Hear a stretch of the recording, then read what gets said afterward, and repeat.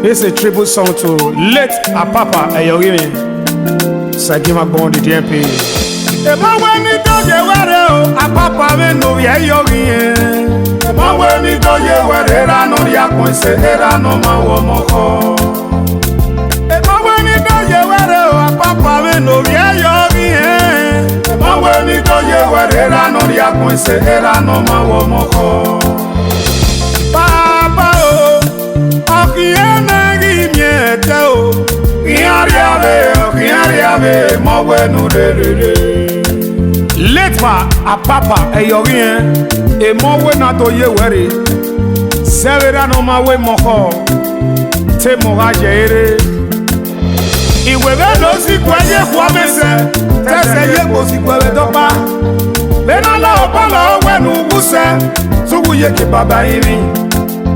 Aega mio wane kia joso kuku kakwera wan, koga to wan. Severe no giti wese, mona wena dale pedo je were. Era no riakonse, no mawe moko.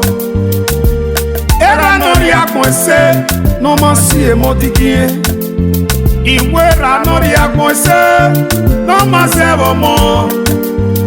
Mawe na to je were, Apapa me no Ehioghiren.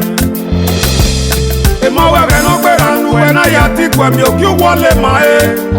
Akera enote, so pa ipuke palaka wapana. Mona si un koko, anwe we no pano na to ye were o. Aje no, Apapa me no Ehioghiren. Mawe ni to je were o, Apapa me no Ehioghiren. Mawe ni to je were rano riakonse erano mawo moko. Mawe ni to je were o, Apapa me no Ehioghiren. Mawe ni to je were rano riakonse erano mawo moko. Papa o, akiene gimiete o, kiariave, mawe no re. Papa, David de mo, de mo beta con inoué. Iwana sweni ubuji, aikia ya po mo vime. Iwi wana sweni ubuji, aikia ya sweni o, ye.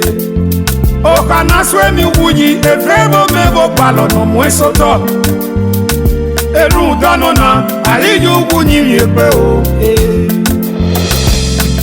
Kinde moto papa popa ka enenya efio boyo. Luda romone pe onona endaraje papa de.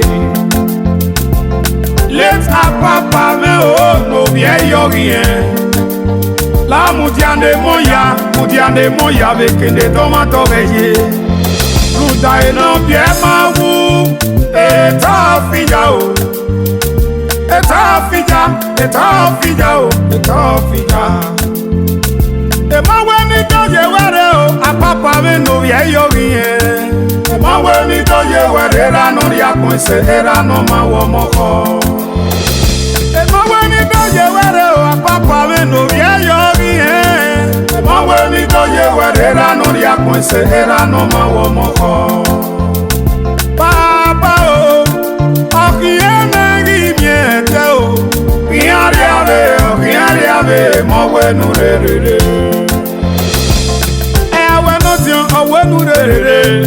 Papa Mr. Joshua Ehioghiren, awe baba yi eranoke. Mr. Sonny Ehioghiren, awok yen de ya. Option otabo, awok yen de ya baba. Awok Michael, awe baba yo, awok yen riave. Mr. Osagiemwangbon Ehioghiren, awe baba yi. Ona otu nori amela de okuta. Mr. Osaro Ehioghiren, Victor Ehioghiren, Itoan Osaro. Emowa ifie ariagbon nana yowa. Osevonyeme Victor. Dayo epe Ariagbon nana yowa. Emo mi yan epe alawa ifie o. Imo Osagiemwangbon Ehioghiren Joy Samuel Majebi Yoboyakpanere I'm Mrs. Adesuwa Obeyi Love it Osagie Wagayo Egbe Ariagbonana Yowa Mercy Benin Unoma Elizabeth Ehioghiren Egbe Ebo Austin White Ehioghiren Ipe aniki ewo bona we fian ye Emo wagayo Egbe Wagayo Egbe Ariagbonana Yowa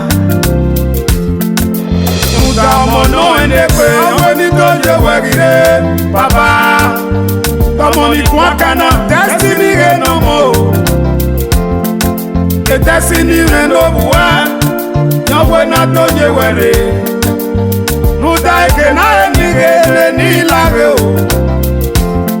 alákòjẹ́ alákùn ọmọ náà ẹni pé nà ìwọ ọmọ náà ẹni pé nà.